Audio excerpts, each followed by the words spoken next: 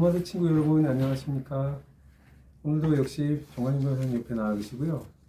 좀 전에 저희가 상황극 했는데 말이 저희 사무실에 침입을 해서 뭘 가져간 거죠? 당근 아닙니까? 당근까지 왔던데요? 당근은 참 중요한 주식이긴 한데 당근을 가져가면서 지구본을 돌렸어요. 이거 지구본 돌린 거로 봐서 네. 외국으로 빼돌리려고 하는 거 아닌가요? 국외로 유출했나 봐요, 당근을. 이 말을 빨리 잡아야 될 것 같습니다. 나쁜 놈이네요. 그래서 오늘 준비한 게 네. 그 영업비밀 국외 유출 사건을 한번 살펴보겠습니다. 부경법 18조 1항에 영업비밀 국외 유출에 대한 어마어마한 그 범죄 형량이 있다고 첫 시간에 저희 첫 번째 시간에 소개해드렸는데 맞습니다.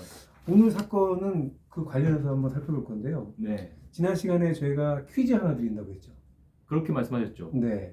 오늘 형사사건이니만큼 판결 어떤 형량이 나왔는지도 중요하겠죠. 여러분이 만약에 판사라면 이 사건 듣고서 어떤 형량을 피고인에게 내렸을까 한번 맞춰보시는 것도 한번 중요한 포인트를 한번 생각해 보시면 좋을 것 같아요. 네. 유죄인지 무죄인지. 유죄라면은 보기 1번 징역 1년 미만, 2번은 2년 미만, 3번은 3년 미만, 4번은 5년 이상. 그다음에 보기 5번이죠. 5번은 집행유예. 이렇게 한번 생각해 보시는 시간 가져보시길 바랍니다. 자, 그럼 바로 한번 시작해 볼까요? 네, 시작해 주십시오. 이 사건 좀 복잡합니다. 근데 이 사건 다 이렇게 말씀드리면은 너무 힘드시고 지루하니까 정말 기름기 쫙 빼가지고 솔직 담백하게 아주 간단하게 정리해 드릴게요. 피의자 회사에서 피고인 2명이 그 근무를 했는데요. 네. 이 회사는 반도체 직접 회로를 설계하는 우리나라 선두주자인 회사입니다. 피고인 A가 네. 이 회사에서 십수년간 근무하다가 회사를 나갑니다. 퇴직하고 나가서 자기가 회사를 설립을 해요. 설립을 해서 대표이사가 됩니다.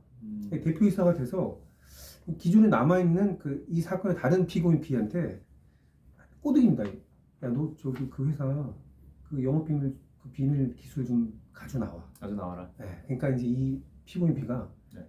이 귀가 파랑파랑 해가지고 기술을 넘겨줘요. 넘겨주는데 이 넘겨준 기술을 이 피고인 A가 중국 회사에 또 팔아먹습니다. 기술 이전까지 다 시켜줘요. 네. 그래서 기술 이전을 시켜줘가지고 그 현지의 그 직원들을 파견해가지고 질의응답 형식으로 막 질문도 받고 설명해주고 네. 모든 기술 다 넘겨줍니다. 네. 기술 유출된 거예요. 자, 여기까지 사실관계고요. 변호사님, 이 사건 정말 저는 보면서 좀 이래도 되나 참 그렇죠. 했는데 어떻게 됐습니까? 예, 근데 사실은 이런 사건이 굉장히 많습니다. 네. 네, 굉장히 많은데 이 사건 지금 중국에 유출을 네. 했다고 말씀하셨잖아요. 네네네. 결국 영업 비밀이냐 아니냐, 그게 핵심 쟁점인데 법원은 영업 비밀로 판단을 했습니다. 영업 비밀로 예. 판단했죠. 그리고 영업 비밀을 중국, 즉 국외로 유출을 했기 때문에 네. 아까 말이 지구본을 돌렸지 않습니까? 네. 해외로 네. 유출했기 때문에 이것은 영업비밀 국외 유출죄로 이제 판결을 선고했습니다.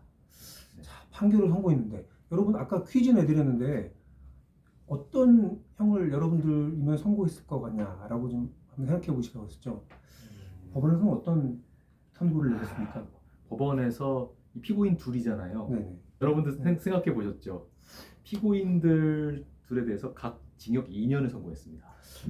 그리고 2년밖에 선고를 안 했습니까? 예, 그리고 추징금은 3억 6천만 원 가량. 네. 예, 그렇게 법원이 선고를 했기 때문에 사실 어떻게 생각들 하시는지 모르겠지만 그 국외 유출은 법정형 15년 이하 규정돼 있다고 말씀드렸잖아요. 네네. 그 시간에 그거에 비하면 징역 2년 가볍다고 느껴지지 않을까? 전 너무 가볍다고 생각이 됩니다, 솔직히. 그러신가요? 네. 그렇죠. 좀 많이 안타까워요. 이게 사실 이미 한 번 유출됐다라는 거는 나중에 회복이 어렵습니다. 그렇죠. 그렇게 판단이 나왔습니다. 이 회사가 그 반도체 회사로서는 거의 독보적인 그 지위에 있다고 판결문에 나와 있고, 네. 피고인 A가 또 동종 회사를 설립하면서 어떻게 보면 굉장히 그 배신행위 중에서도 최고의 배신이 아닌가라는 생각이 드는데 징역 맞습니다. 2년. 예. 근데 이 사건에서 어쨌든 그 형량도 형량인데 어쨌든 그래도 영업 비밀로서 인정을 받았다라는 거는 그래도 고무적인 부분이었어요. 왜냐하면 영업 비밀의 3요소에 대해서 간단하게 말씀드리면 비공지성, 그러니까 외부의 공공의 어떤 알려진 비밀이 아니어야 기술이 아니어야 되죠. 그 다음에 이제 이것이 비밀로서 회사가 관리하고 있을 것, 그 다음에 이제 독립된 경제적 가치가 있어야 될 것, 이런 부분이 이제 쟁점인데 이 사건에서는 이제 그 피해자 회사가 국내 반도체 사업을 굉장히 선도했던 회사예요. 네. 세계 1위 업체에서 이제 기술을 네. 이제 인수해 오고 굉장히 막대한 비용과 시간과 노력을 투자해서 이거를 이제 만든 건데 그런 거에 대해서 지금 이 회사를 통하지 않고서는 이 기술을 습득할 수 없다라는 점에서 이제 비공지성 요건을 이제 충족했다고 법원에서 봐줬고요. 어느 곳에서도 이 음, 기술을 습득할 수 없다. 오직 이 이 회사에서만 회사에서만. 얻을 수 있기 때문에 어, 그 점이 이제 비공지성 비공식성 요건을 인정하는데 결정적으로 네. 작용했고, 그다음에 여러 가지 이제 비밀 관리를 했다라는 것이 인정이 됐어요.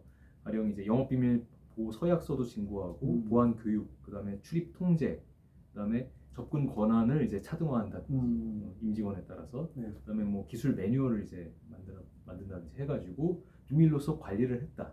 그리고 당연히 막대한 시간과 비용을 투자했기 때문에 독립적인 경제적 가치도 있다라고 해서 영업비밀 3요소를 인정했고 영업비밀로 판단해줬습니다. 네. 네. 그렇지만 물론 방금 말씀드린 것처럼 그 처벌 수위에 대한 아쉬움은 그 다음에서 좀 아쉬움이 좀 남는 거죠.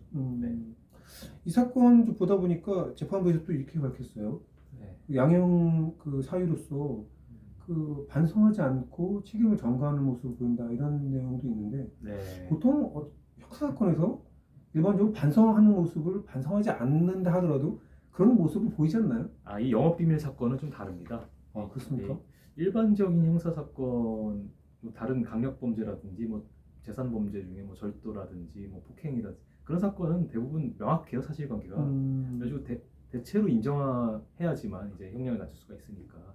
근데 영업비밀 사건은 유독 그 자기의 범죄를 부정하거나 끝까지 이건 영업비밀이 아니다, 자기는 잘못한 것이 없다 라고 이제 책임 전가를 하는 모습이 굉장히 많이 보여요. 혹시 그러한 유출의 어떤 정도가 밝혀지지 않을 거라는 어떤 그런 믿음 때문에서 그런 건가요? 왜 그렇죠? 일단 영업 비밀성을 이제 인정받는 게 저희도 판례 전수 분석해서 알지만 영업 비밀성을 인정받는 것이 일단 쉽지가 않아요. 즉 이게 민사소송이라고 하면 원고가 이게 영업 비밀이다라는 것을 증명하는 게 쉽지가 않고, 반대로 형사 사건이면 검사가 이 영업 비밀이다라는 것을 이제 합리적인 의심의 여지가 없을 정도로 증명하는 게 또한 어려워요. 그렇기 때문에 이제 그 범죄자 입장에서는 빠져나갈 구멍이 있다라고 생각하는 것이고, 두 번째는 생각보다 처벌 수위가 약하다라는 것도 있고, 또한 죄 의식이 굉장히 부족합니다. 그렇군요. 자, 여러분 오늘 그 국외 유출, 영업비밀 국외 유출 사건 다뤘는데요. 어떻게 보셨는지 모르겠어요. 그래서 지금 뭐 영업비밀 3요소에 대해서 열심히 이제 아주 자세히 설명해 주셨는데 다음 시간에는 우리 영업비밀 3요소를 지키기 위해서 그 보안 서약서 진구라든지 여러 가지 어떤 보안 시스템 구축이라든지 이런 거를 자세하게 한번 좀 일목요연하게 정리해서 한번 설명해 드리는 시간을 갖는 것도 괜찮을 것 같은데. 예, 일목요연하게 그러면서도 간단하게 한번 말씀을 드리는 기회를 가졌으면 좋겠네요. 네. 그래서 다음 시간에 그러면 이 일목요연하게 정리한 거를 저희가 한번 설명해 드리고 시간이 될지 모르겠습니다만 인공지능이 영업비밀을 판단할 수 있을까라는 부분 저희가 논문을 썼잖아요. 예, 몇 년 전에 썼죠. 이 이야기를 하냐면 판단에 대해서 너무 국민 법감정에 맞지 않는 이 사건에서 2년? 그 좀 아닌 것 같은데라는 생각이 드니까 과연 그 인공지능이 법조 영역에서 어떻게 이제 영업비밀을 판단할 수 있을까라는 얘기도 하면서 영업비밀을 유지하기 위해서 뭘 주의해야 될지를 정리하는 시간도 가지면 좋을 것 같습니다. 네, 알았습니다. 예. 저희 그 방송 끝나고 빨리 그 말 잡으러 가야 되겠어요? 말 잡으러 가야죠. 예, 빨리 유출하면 당근까지 간 것 같은데 유출하면 안 돼요. 누가 근데 머리 쓰고 누구죠? 그런지 모르겠어요. 어떤 사람이 모르겠습니다. 굉장히 누구죠? 답답할 텐데 그 쓰면. 예, 저는 마무리 멘트 해주시고. 예, 마무리 멘트 하겠습니다. 오늘도 재밌게 영상 보셨나요? 다음 시간에 또 김 박사님과 함께 유익하고 재밌는 영상으로 찾아뵙겠습니다. 다음 시간에 또 건강한 모습으로 찾아뵙겠습니다. 그때까지 안녕. 안녕. 안녕.